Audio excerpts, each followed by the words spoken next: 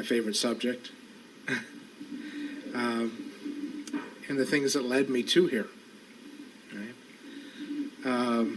But first of all, I'd like to say that I live in Santa Monica, and I have a home group in Santa Monica. It's called the As Outlined in the Book group, and it meets every Tuesday at 7:30 in Santa Monica, and we have 5 different formats. Right?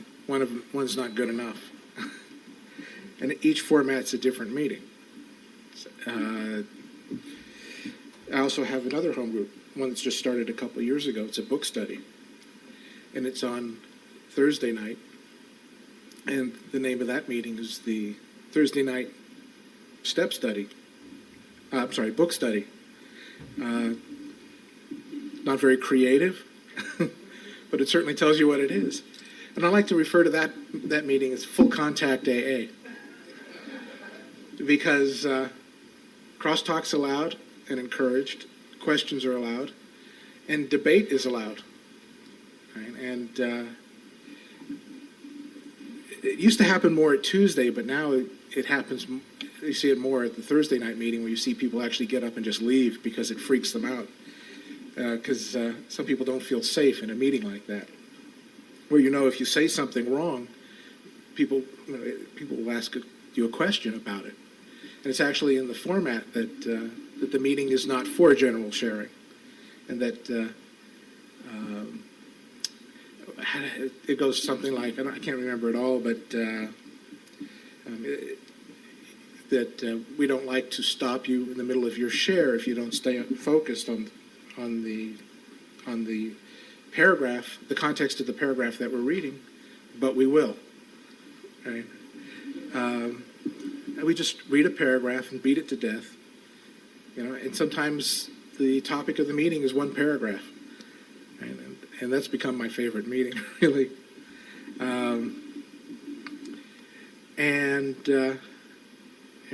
So if you're ever in Santa Monica on a Tuesday or Thursday.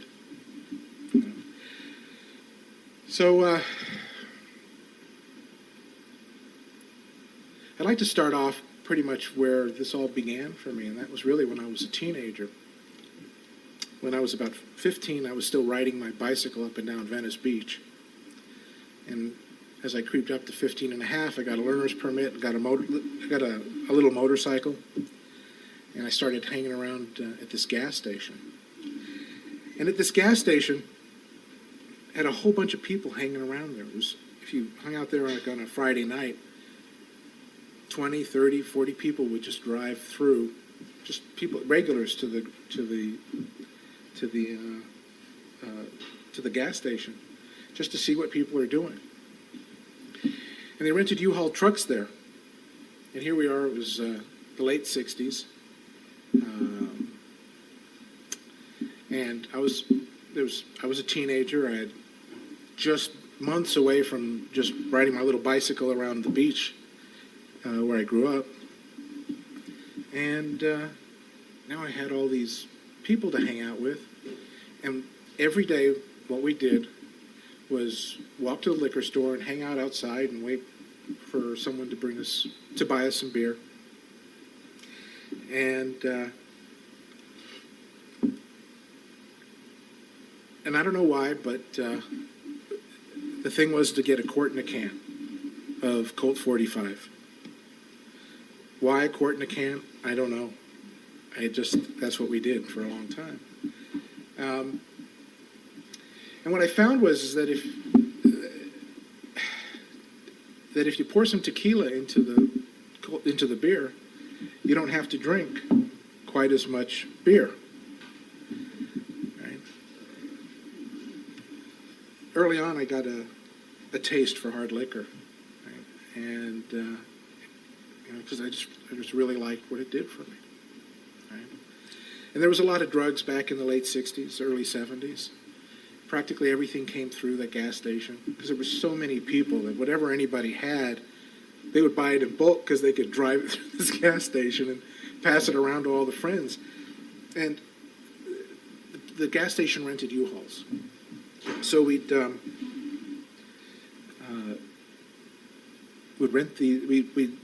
we'd go inside these U-Hauls and just drink and do drugs and party, and we did it practically every day, pretty much every day. So I did go to school. I did go to high school. I regularly went to the first class, and then for some reason, just that was it for me. It happened to be photography, and I liked that. And then I'd also go to another high school. I went to 2 high schools. One I was enrolled in, and the other one all my friends were at. And I had this car eventually that had this, I put an air horn on it. And it had a kind of a distinguishable sound to it. And I would drive by this high school in Culver City, and I'd honk this horn, and my friends would hop the fence, and we'd just go out and hang out at the beach and drink. And it started off really well. And I remember thinking, what more could they possibly teach me that I would need to know anyway? Right? And I had friends. I had a little business going. I was buying clothes down in downtown LA and taking them out to swap meets to sell them, factory seconds with little holes in them. And I was working on weekends and partying during the week. I set up my life really basically so that I could do whatever I wanted to do. And my life kind of continued like that. I always kind of set up the things around my life so I could continue to live the way I wanted to live.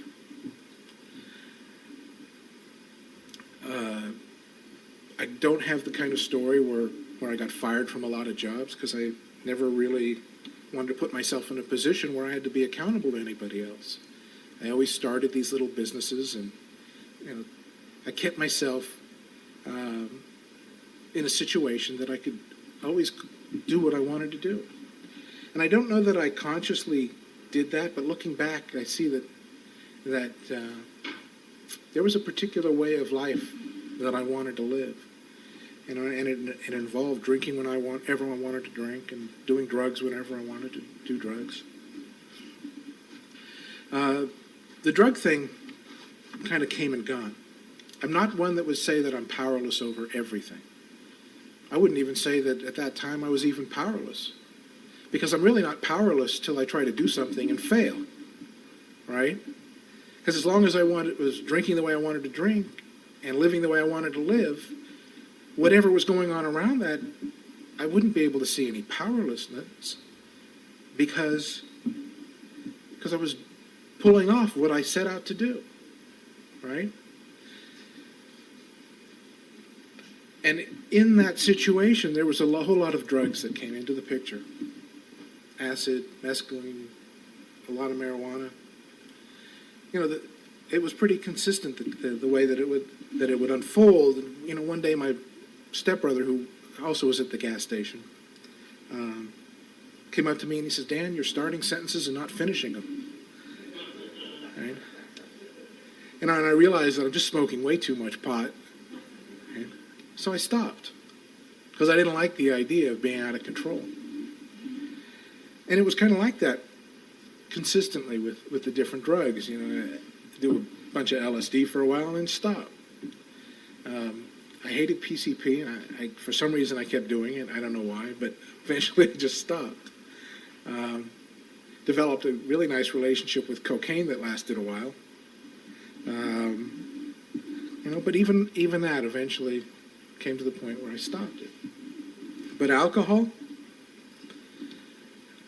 just was kind of dependable, I guess you'd call it. It always seemed to work. And there was so much different directions you can go. I remember getting really sick on vodka and saying, well, I'm going to stay away from vodka and just stick to whiskey, because whiskey's never done that to me. And it was funny how I had this whole idea that there were certain drinks that were better for certain occasions, right? Naturally, rum would be nice if you're on a date and you want to get romantic. some daiquiris or something. Beer is kind of like water, right? If you're thirsty, right? But if you really want to get serious and you're hanging out with the guys, whiskey's the way to go. Right? Now, if you're going to a party and you know that you're either going to like make love or fight, right, then tequila there was the only choice, right? Because that allowed you to be aggressive any direction you wanted to go. Now, whether I was any less aggressive on whiskey than I was on tequila, I don't know. But I had this idea in my head that I was in complete control of my liquor. Right? But it was easy to have that kind of idea because I was, as I said, living the way I wanted to live, doing the things I wanted to do, and having fun. Thought I was going to drink forever. I can never really realized it, but in the book, Bill talks about feeling like Dr. Jekyll and Mr. Hyde. And if you're not really, if you don't know the story, I don't know if you've ever seen the movie Mary Riley, but it was the maid's perspective of Dr. Jekyll and Mr. Hyde, right? And it was interesting what he said. He said, when confronted with the question of why does he continue to do what he's to take the serum that turns him into Dr. Jekyll, Mr. Hyde, because Dr. Jekyll was meek and quiet and kind of nerdy, right? Mr. Hyde was a womanizer. He was aggressive. He was macho. So when he talks about the idea that he was a real Dr. Jekyll and Mr. Hyde, I completely relate to that because alcohol turned me into Mr. Hyde. He says in the movie, he says, I don't know, I just seem to like that personality better, right? And I realized that was me. There was a part of Dan that I liked better with alcohol. With alcohol, I thought I could do more. I thought I was a better lover. I thought I was a better dancer. Whether that was true, you'd have to ask somebody else because I wouldn't have known. Right? Right? But I liked Dan better with alcohol than without it. Right? I thought that it gave me the personality that I should have. I wouldn't say that I gave it that much thought at the time. I just did it because it became such a big part of my life. It was like breathing. I drank. And if you decided that you couldn't drink anymore, like we were drinking, I don't know if you can relate to this. If you had you got your drinking buddies, and you got that one guy that says, I can't keep up with you guys. I got to get back to. I got to go. I'm doing school. I'm doing the girlfriend. And they just kind of stop drinking. And eventually, they don't want to hang around you because while they're not drinking, they don't really have a lot to say to you. Right? But I had a certain idea about those people. Right? It was either they were weak, right, or they were bores. Right? They just didn't. It just for some reason. Eventually, they would just fall away because they probably. I don't know if you were ever now sober, hanging around people that are drinking. You probably know what they were going through, but I didn't see it because to me, I couldn't see a life any other way without alcohol.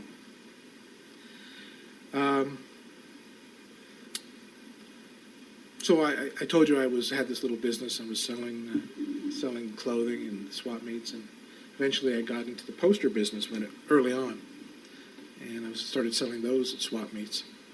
And I was working out of these little garages.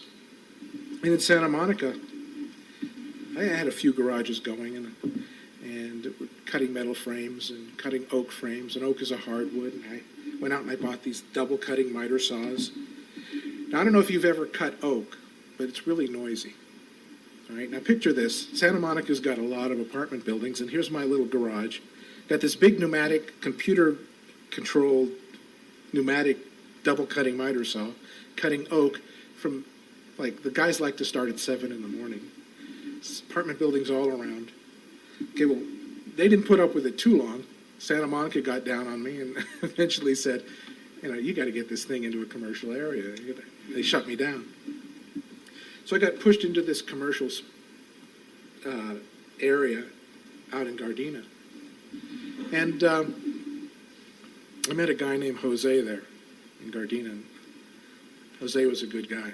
And we got into a lot of, I don't want to say trouble together. We didn't really get in trouble, but we did a lot of stuff, a lot of drinking, a lot of smoked a lot of crack, and ended up in a lot of areas around that, like South Central LA and just outside of Watts, areas that we shouldn't have been in. And I remember there was a couple different times I remember telling Jose, he says, Jose, I got to stop smoking this crack. This is really affecting my work and my life. And he says, okay, well, we'll just drink today. Right? And that seemed like the obvious solution. Right? I couldn't see that alcohol, the thing that was so important to me, could possibly be bad. Right? I couldn't see that I was out of control. Right? Well, let me rephrase it this way. I knew that I could get out of control with it, but I didn't know that I could never get out of control with it, if you understand what I mean by that. The idea that was there that if I really, really wanted to, I could control it, but obviously I don't. Right? So the idea that there was no control, as long as I liked the way things were going, as long as I was keeping things together around that, it seemed okay. I mean, I still had the little business going, and I got married by this point, and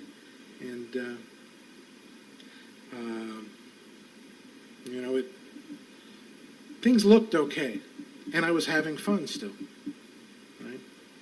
So still, there's no powerlessness in my life, really. I mean, because it seemed like the idea that if I could just say, well, I don't want to smoke crack today, I'm just going to drink, and that sounded okay, then that sounded okay, right? If that makes any sense. Because I never really tried to stop. And that really can hang people up when they look back at their drinking, right? People saying that, well, I'm addicted to everything, right?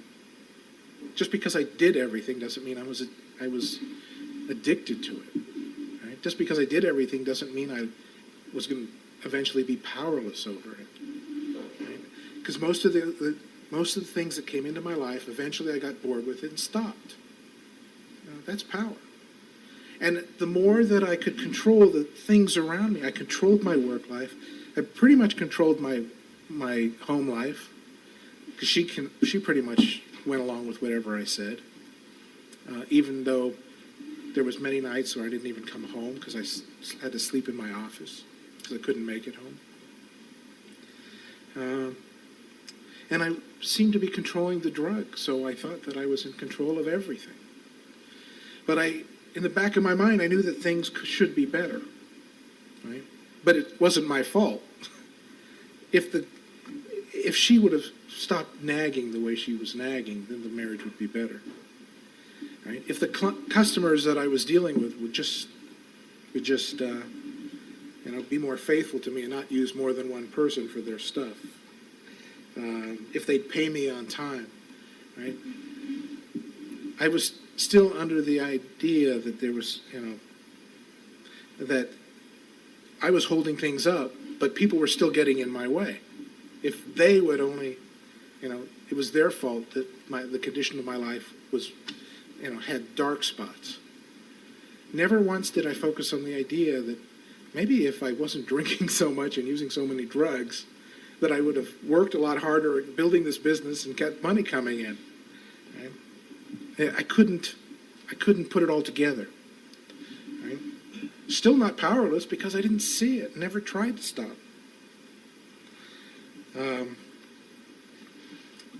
There was as I said, that there was a lot of cocaine in my story.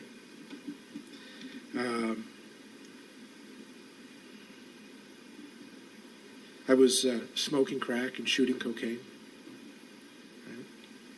Again, I want to, in case I forget to say it, I came to a point where I stopped that before I came to AA and was just drinking. But I was certainly out of control with the cocaine. I was shooting cocaine, smoking crack, and the wife didn't seem to catch on to that. She really trusted me. And I think for the most part, I was pretty trustworthy, except for that area. You know, I never really cheated. Well, I shouldn't say never really. I never cheated on her or anything. I just, you know, all the times that I didn't come home, it was because I was in my office, because I couldn't make it home, or I didn't want her to see me like that. And, you know, there was times when I was forced to drink and use at home only because I was gone for so many times. I remember making mixed drinks for her and myself, and I'd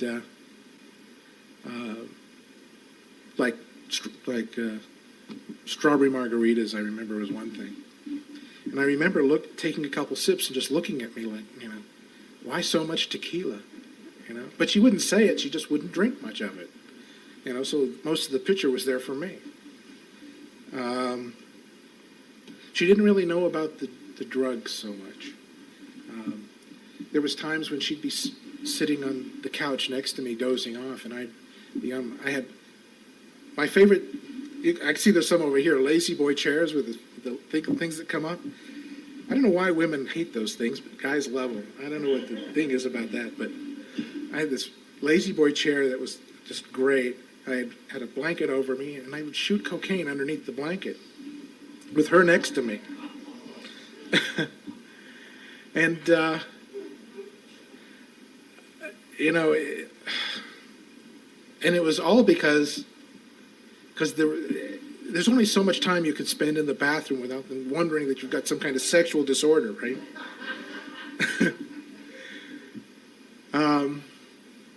And there was times that I did spend a lot of time in the bathroom because there was the crack and the, you know, and I think that the closest I ever came to getting caught had nothing to do with what I did in front of her. See, I had this really intelligent cat, really intelligent. When it was a little kitten, we'd sit and play ball. I'd hit the ball to it, and he would knock it back to me, and we'd do this, and she would look at, my wife would look at me and says, "It's just a coincidence. He's just hitting it, and it just happens to be going to you." And I says, "No, you know, it's like we do it all night, back and forth." And then I taught it to sit, lay down, roll over, and then she just didn't know what to say, but it was an incredible cat. There was the one time that I had this stack of the filled syringes underneath the lazy boy chair. He actually grabbed a full syringe of cocaine and ran across the front room with it, and I had to try to catch him before she saw it, which I caught at that time. It was the crack pipe that he picked up in his mouth and actually handed it to her. He fetched too, so he would get a ball and put it in her hand. He picked up a crack pipe and actually put it in her hand. And she comes to me and she goes, "What's this?" And I blamed it on my friend Jose that I mentioned about. And she didn't like him anyway. And I said, "Oh, that's his pot pipe. He was here earlier. He left it here." Again, she trusted me. And so, sometimes I forget to mention it, so I'd like to just mention it. Jose never quite bought the whole program. A few years ago, his mother tells me the story, how he came in, they had dinner, and he smiled, he offered to do the dishes, and just went outside to have a cigarette like he usually does in the garage. And they were laying in bed, and they were saying, "Where's Jose?" And the father went into the garage to find Jose hanging by his belt from a hook and a rafter by his, this belt around his neck. And he just never could get sober. And it wasn't. I don't think that it was that he couldn't, but he just never bought the whole program. And a lot of times I forget to say that. And And I feel really bad about that because he was so close to a solution and just never, you know, just never did what some people have to do. But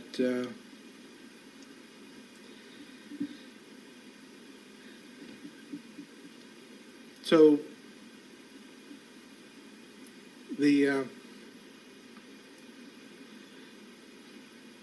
I always came up with good excuses to continue, good reasons to live the way I was living to my wife. Why I was sleeping in my office sometimes, and why why we were always having trouble with money, and why things just weren't seeming to come together. But she actually, it got harder and harder for her to live like that because she didn't really know why her life had become the way it was. Because when we got married, she thought I had a lot of potential, and I've never been short of people that thought I had a lot of potential in my life, but something wasn't right, and she didn't understand it, and she was getting more and more uncomfortable, and the more uncomfortable she got, the harder she was to get along with, and naturally, the more she got like that, the more I thought, if she wasn't in my life, then I wouldn't be having so much trouble with my life. Right? So I kicked her out. I says, if you're not happy, get out of here. And because I really thought that, it's the stuff that's around me. If I could only arrange the life around me how it needs to be, then I can enjoy my life again. But what happened after that is I'd progressed with the drinking pretty far. Pretty much all the other drugs, including pot, was completely out of my life. It was just cocaine and alcohol. And she had left. I mean, I'd thrown her out. And I remember sitting on my couch alone, TV off, just thinking, what happened to my life? And this was about 1987, 2 years before I got sober. I looked around my life, and the wife was gone. The business was closed down because I couldn't keep up the payments and on the rent and the employees and all the stuff that went along with that. And, looked around my life, and I thought, something has to change. And I stopped the drugs altogether. And I made some decisions about how I was going to use and how I was going to drink. And that's when things started to change for me, because now I'm starting to make some decisions on how I wanted to live, right? Differently. And that way of life meant cutting back on the drinking and cutting back on the drugs. And then I started to see the failure of my ability to do that. And I'd go kind of in and out of how I looked at my life, and sometimes I didn't care, and sometimes I cared more. But I started to see that something wasn't right, and the insane idea that came to my mind is, well, I've just been drinking and using so much that I've gotten used to it. I've just gotten used to it, and I got to double up on what I've been doing. So I got a bottle of whiskey, a bunch of crack, and a bunch of cocaine to shoot, and I did it all at once. And next thing I know, I'm face down on the ground, looking down at my body, my back in the ceiling. And I later read some stuff on near-death experiences, and it described it perfectly. Right? And but that wasn't enough to stop me. I did stop doing the drugs completely, because I figured if I just stopped and just drink, then I would pull my life back together and control everything. And so now I'm starting to make some decisions on how I'm going to drink. Right? And I do the thing where I go to bed and say, okay, tomorrow I'm not going to drink. And then before I even open my eyes in the morning, the first thought that comes to my mind is when am I going to start drinking now? Or where am I going to get the money to drink? Right? And I'd get up and I'd walk to the liquor store to get some booze right in the morning. Liquor store was just across the street. And I'd be walking down the street and I'd be talking to myself out loud. Okay, now this is 87, 88, right?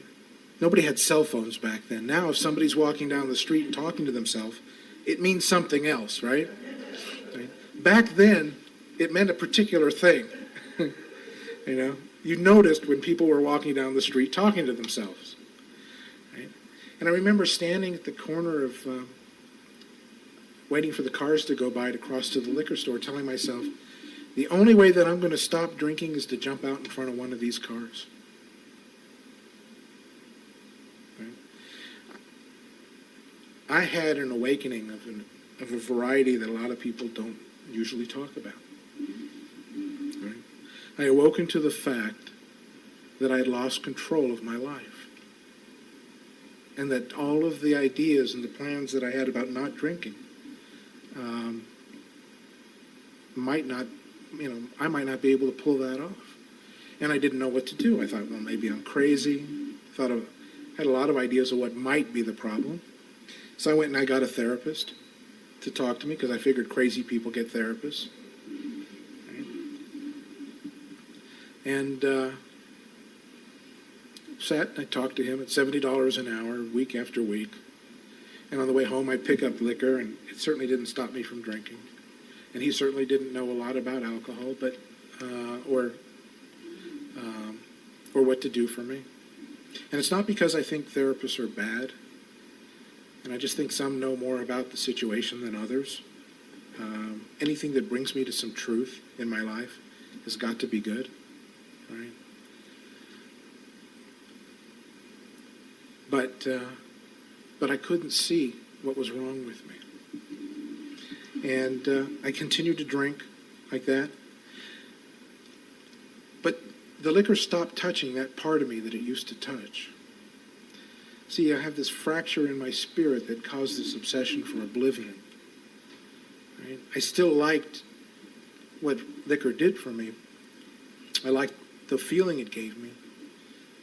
But it stopped touching that place deep down inside. I'm not one to say that it stopped working. I think it always worked. It just, once I realized that it had me and I didn't have it, the relationship started to change. Right? And my perception of that relationship. Because I continued to drink until 1989, beginning of 1989. In the beginning of 1989, I remember looking around my life, thinking that it was completely hopeless, that there was nothing that was going to get me free from the way I was living. Nothing. And I went and I got a 357 Magnum, thinking this was my only solution to my problem. I knew nothing about 12-step programs. I knew nothing about rehabs. I knew nothing about sober livings. I knew nothing about any of that stuff. Jose knew stuff about it because he had been to a bunch, but he never talked to me about it because he didn't want to lose his drinking buddy. So the only thing I knew to do was pick up this 357 Magnum, and I figured that was going to end this thing that was going on inside that I absolutely didn't understand. Right? Because the alcoholic life took me to this place. I just, I had a mind that wanted to die, but a body that wouldn't. Right? And there was a split second where I thought about it, because this 357 Magnum I had happened to be my brother's. And he happened to have unloaded a shotgun on a friend of his and was on the run from the police. And I thought it wouldn't look good if his gun was used to shoot me, right? And I had a really good relationship with the brothers, and even though none of that really wasn't the issue, but it gave me a minute just to pause and look at what I was doing, and I wouldn't say that I didn't want to die, and I wouldn't say that I was afraid, but just something blurted out of my mouth, and I wouldn't say that I wanted to pray, but what came out of my mouth was probably the closest thing I ever uttered that was like a prayer, and that was help. That's all I said. It was about as simple as words that could come out of my mouth. I looked up and I said, help. I don't know what I was looking up to. I wasn't giving it that much thought. Right? And I put the gun down, and I wouldn't say that from that day on I stopped drinking, because that wasn't the case. I continued to drink. I still couldn't stop. But what did happen was just a few days later, I bumped into a guy named Brian. Now, Brian was one of my friends from the gas station. Now, I don't know if you've probably had friends like this where you look at this guy and he says he's never going to make it to 18. That was Brian. Okay. Brian was almost like a cat with 9 lives. Brian pretty much stayed out of relationships. His first couple relationships in high school, both women died. Both of them killed themselves. And I think he was afraid to get into another relationship. And I'm sure it wasn't him that caused it, but he was a little tweaked over that. One of his best friends, they had stolen a little Triumph car, and it flipped over and he died.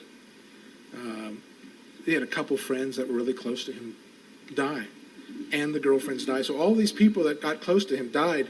So Brian was a little messed up, right? He thought that there was something really wrong with him, and Brian drank to oblivion. I told myself, if I ever got like Brian, I'd stop. Right? Now, he's an alcoholic and he's got a problem, but I can control it. That was my attitude. Anyway, Brian passed 18 and he hit 20 and he hit 21, and I don't know, we lost contact, and I was just walking down the street somewhere in Marina Del Rey, and somebody walked up to me and says, "Hey, Dan, how you doing?" And I didn't even recognize this guy. He pulls up his sunglasses and he says, "It's Brian." His whole face had changed. See, Brian had gotten sober, got a whole year and a half.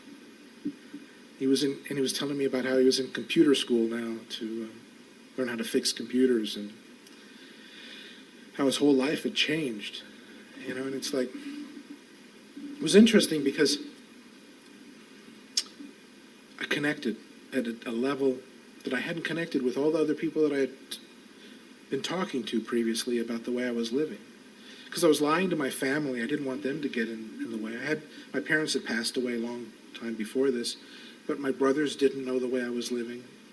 My wife didn't know the way I was living.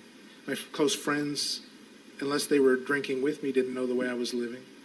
I was dishonest with everybody, even the therapist that I was paying $70 an hour to. I didn't want him to get in my way either. I got used to talking to him. But for some reason, I felt that Brian would understand and that I could talk to him honestly. Partly because I still in the back of my mind knew that he was much worse than me, obviously. But there was something different. I didn't understand it because his eyes were clear. He was like bright. He was, and the more I talked to Brian, the more he kind of glowed. And it's like, if you've been around for a while and you got a fish on the line, a newcomer that's is really interested, you kind of wake up. I realize now that's kind of what happened to Brian. He had a prospect in front of him, and he was going to work me, and he knew just the right things to say and what not to say, and I didn't understand it at the time, but I started to talk to Brian about what was going on with me. And it was the first honest discussions that I had ever had about my life, and about the way I was drinking. So he started to talk to me about going to meetings, and I thought, meetings? Why would I want to do that? Right? I told him, I'm sure I'm not that bad yet that I need to go to meetings. That's what I told him. About 3 days later, I called him and started asking him about the meetings. Because I didn't stop drinking yet at that time. I was still drinking. And I saw that I really didn't know what was wrong with me. And I thought that I should at least give this meeting thing a chance.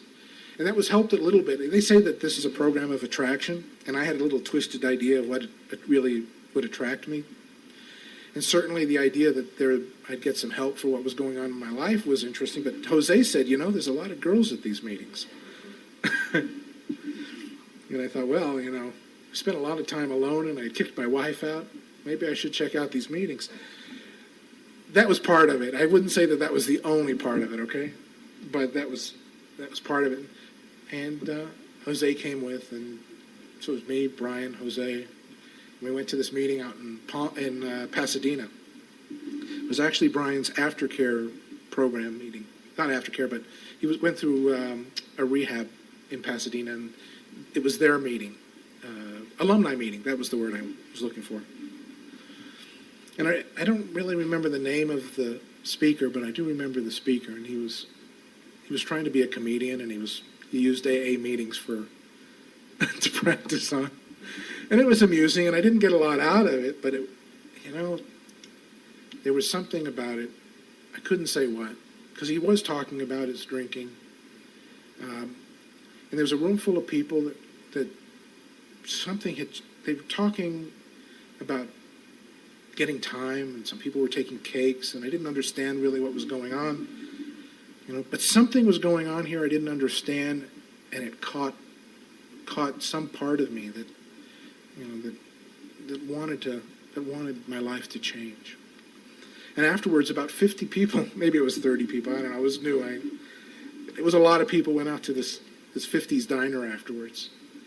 And it was like, after spending so much time alone drinking, this was pretty overwhelming for me. So, but this fellowship and the laughter and these people that looked like they were having fun, I didn't understand it, but I knew that there was a part of my life I absolutely didn't want anymore. Because it was just a little while ago that I was ready to jump out a window. I remember there's a enclosed mall in Santa Monica, and it has a high parking structure. And I remember being at the top of the stairs looking down, and I remember thinking, this just before this meeting that I went to, and I remember thinking, if I just leaned over a little further, over the side, that this 4 stories would probably be enough to do the job. Because I couldn't go on living the way I was living. So this situation gave me a lot of hope. And I think hope is an important factor for someone who's new. I think if I would have walked into this meeting and they were all like crying about their day and talking about how sick they were, and I would have walked away thinking, those guys need a drink. Right?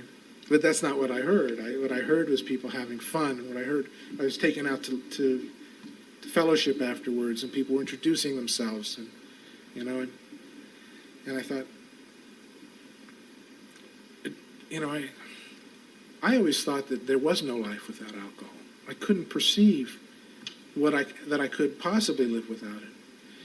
But all these people were looking like they had a life without it. I didn't understand what they had or how they got it. Right? But I think that there was a part of me that just surrendered to the idea that I needed something that's here. And I didn't know how I was going to get it. But I was going to go to another meeting.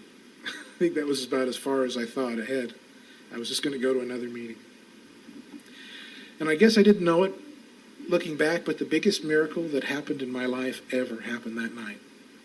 Because on February the 22nd of 1989, I absolutely could not stop drinking. Thought the only way I was going to stop drinking was to blow my brains out or jump out a window. And on February 23rd of 1989, I went to my first meeting and never drank again. Right? That was the biggest miracle that ever happened in my life. I hadn't worked a step yet, hadn't done anything, but I came in touch with the first part of what I really needed, and that was to be struck with the idea that there's hope for me, and that there's a solution here, and that there's something here for me that will change my life. And I hit Alcoholics Anonymous like a bug hitting a windshield. It just stuck right from the beginning. Right? And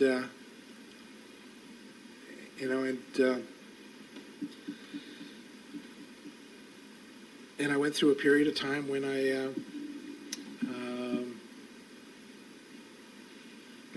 just experimented with a lot of different meetings. Brian went to NA meetings more, and I found myself more comfortable in AA meetings.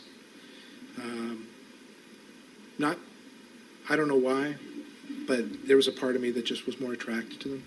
And I say I don't know why, because most of the meetings that I'd gone to, they weren't really talking about alcohol anyway. But they were. I knew that anything that I was better than what I had, and I just made this commitment to just keep going. And I thought that there was all this stuff that I had to figure out. And I started asking a lot of questions. And it was interesting. When you start asking a lot of questions in Alcoholics Anonymous, it's interesting to find out how few people have any answers for you. Right? And some of the questions were as simple as, okay, you said find someone as a sponsor that has what you want. What does that mean? Right? I thought that meant you have to see, okay, what kind of car do they drive? What do they do for a living? What does the girl look like that's under their arm? And who are they hanging out with? Right? Who has pulled the things together around them to create the life around them that made them comfortable? That's what I thought finding someone who has what I want meant. And I went through about 5 of those in my first year, because they never really lived up to my expectations. Right? I should say 4 of them at the beginning. 4 of them. They were either too busy to give me enough time what I needed. I needed a lot of their time, I thought, and but Brian, who brought me into the program, I told you what happened to him. He wasn't even interested in having a relationship with a girl, I think, at the time.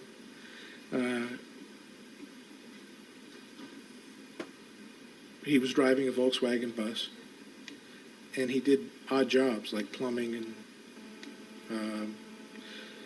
and still doing a little bit of the computer stuff. He actually just went back to what he knew, and that was plumbing. But he wasn't flashy, and he didn't have the stuff around him. But after all these other people with all this stuff around him failed to live up to my expectations of what I thought I needed to find, I ended up asking Brian to sponsor me. And,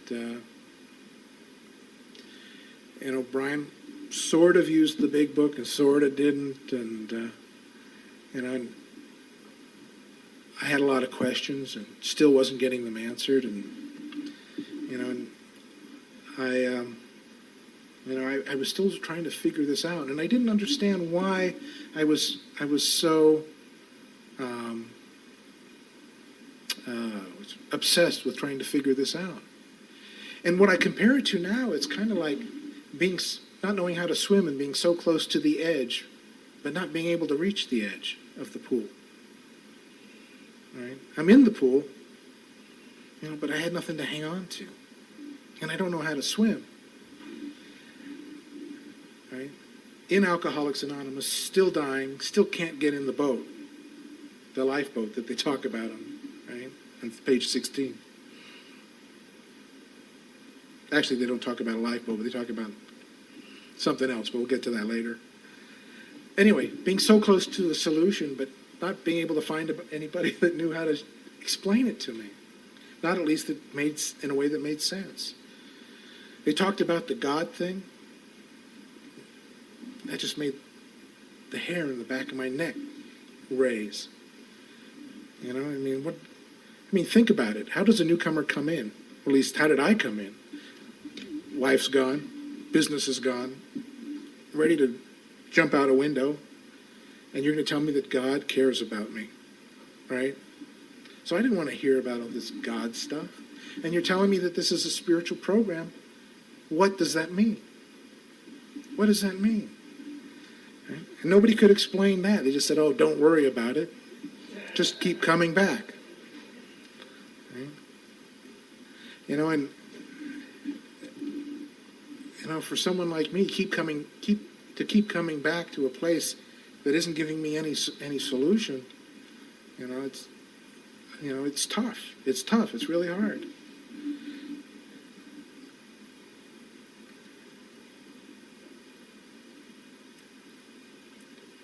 Brian, too, also is not doing so good anymore. Brian started doing pain pills and then started doing a lot of pain pills and started doing so many that the doctor stopped giving them to him. Then he started getting them on the streets, and now I don't even know where Brian is. I've heard he's still alive, though. But he was doing fine when I was working with him, but we got to steps 10 and 11. And you know what his instructions were, 10 and 11? It was now you have to find a 11-step meeting, or a 10 and 11 meeting. So his instruction was to go to find a meeting where they're going to talk about this stuff. And I never realized the thought that maybe Brian doesn't know how to give me instructions for 10 and 11. Right? I was his only sponsor. I was his only sponsee. Right? And I never put this thing together because I really didn't know a lot about the program in my first year, obviously. I had about 7 months of sobriety. Still not understanding what the whole thing means, and still not understanding why the thought of drinking still came to mind. I wasn't drinking, but the thought of drinking still came to my mind. And I just didn't understand all that. And everybody's still talking about this being a spiritual program, and what the heck does that mean? And right? I wasn't getting what I still, I was hungry for something more.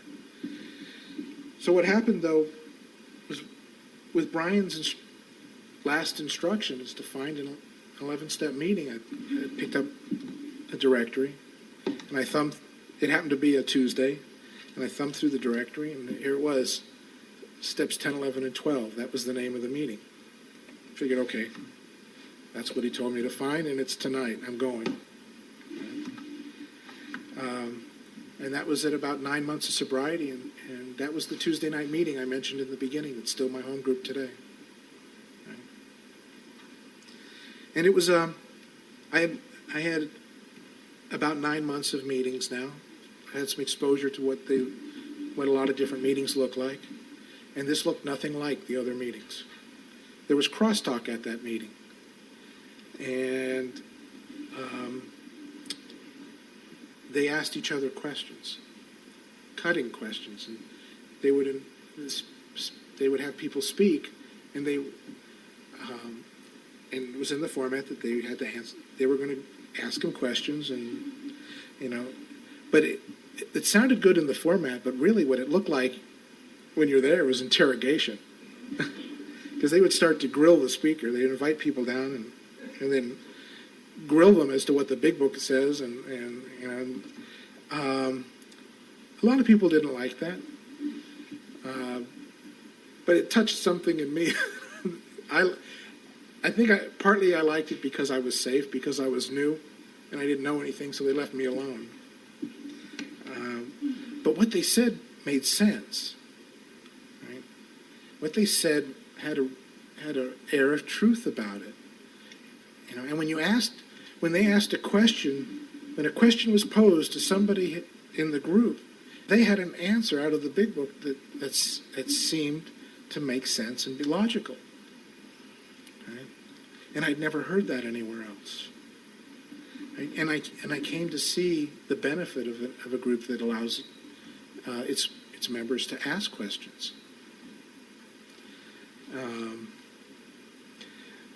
There was a lot of criticism as to how the questions were asked. Yes, sometimes there was a meditation before the meeting, at the beginning of the meeting, then a meditation at the end of the meeting, and sometimes the speaker would do his pitch, and then they would grill him, and then the closing meditation would be about 10 minutes, and you'd open your eyes, and the speaker was gone.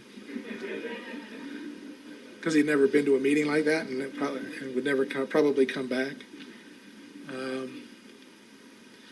But there was other people that came in, and their responses to the questions were powerful. And I found that I started to be able to hang on to what they were saying as, I was starting to see some truths about what this program is about. They weren't talking about this being about seeing my powerlessness. They were talking about this seeing the powerlessness as my problem, but this is about getting power. Right? They had a lot of responses for most of the things that you generally hear in Alcoholics Anonymous meetings. You hear a lot of people say things like, if you're here, you're in the right place. Right? Hear that all the time. Truth is, if I'm here, I'm in the wrong place. Right? Because I'm an alcoholic and I should be drinking. Right? And it's only by the grace of God that I've been given a gift of sobriety that's changed my whole life. And I have a responsibility for that gift, to keep that gift. Right? And it's got to do with how it affects the world around me. I have a responsibility for the message I carry, and a responsibility to Alcoholics Anonymous, for the future of Alcoholics Anonymous, to know what the 12 steps are about. There's plenty of people in Alcoholics Anonymous that couldn't talk to you about the 12 steps. Yet they'll tell you they're in a 12-step program. Right? Now, I can't tell anybody that they're staying happy and sober wrong. Right? And I think Alcoholics Anonymous has formed a really big net, and there's a meeting for everyone. I'm just glad that there's a meeting for some of those people that I don't want to hear what they have to say. Right? Because early on I went to plenty of meetings that resemble unsupervised group therapy. Right? And I wasn't very attracted to unsupervised group therapy meetings. And some people don't like that term. Maybe you have a better one for it, but the thing that caught my eye and attracted me was a message that made sense. People that were talking about that there's a lot to get here, and there's a simple, reproducible process that will get me there if I just do some simple things. Right? And that gave me even more hope now, with some time. Right? It was another level of hope. And I only had 9 months and saw another level of hope, hearing that there's more that I could get.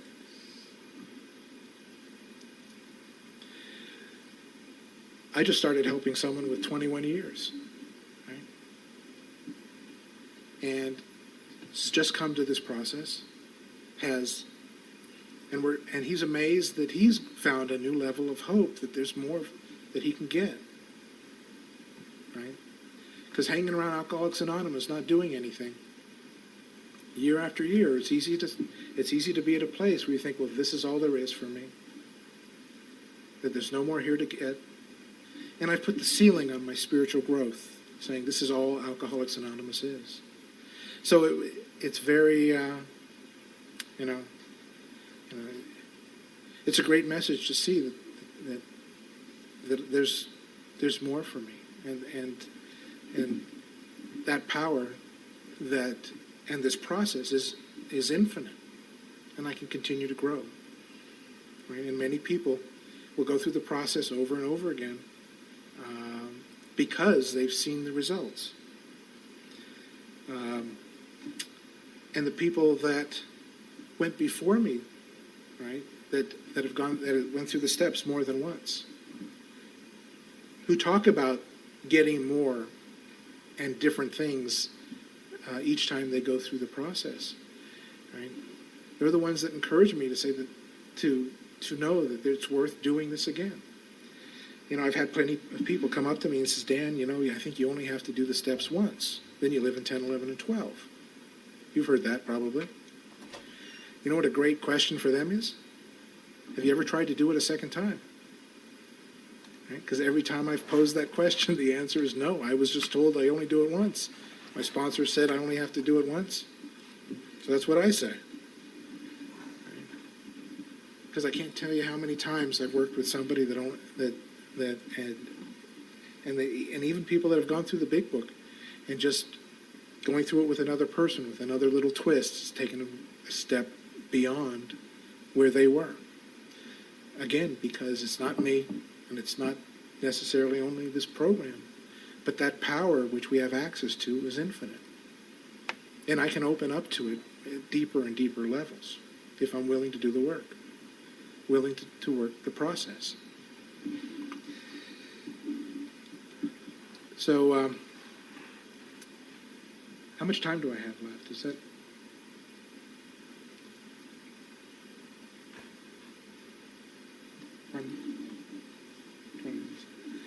Okay, well, I think what I'd like to do is stop here, actually, because what this will lead us into in the morning would be to start talking about step one and my experience with that. And again, I said it earlier, and it's the idea that I knew I had a problem with drinking, right?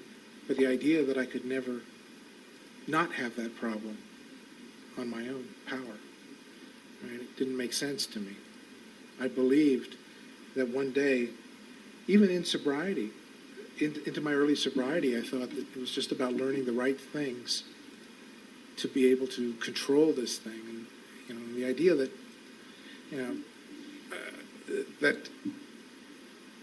that I needed a power greater than myself didn't make a lot of sense to me, because I didn't understand really the depth of that problem. I was told early on, if you're here, you've done the first step.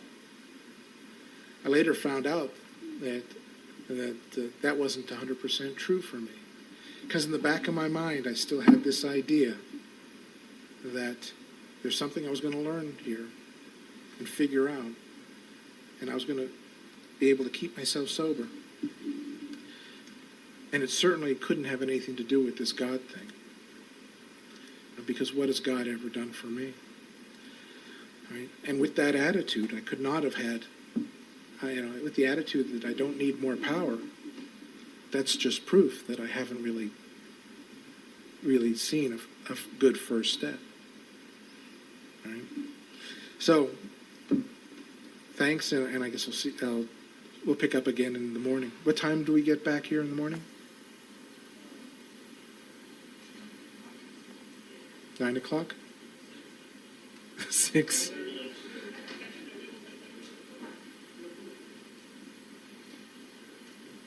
Nine o'clock. Okay, and what time's breakfast? 8 o'clock is breakfast. 9 o'clock we start here. 7 a.m. there's a AA meeting. Okay. So 7 there's a meeting, 8 there's breakfast, 9 I'm back here. Okay. Thanks and have a good night.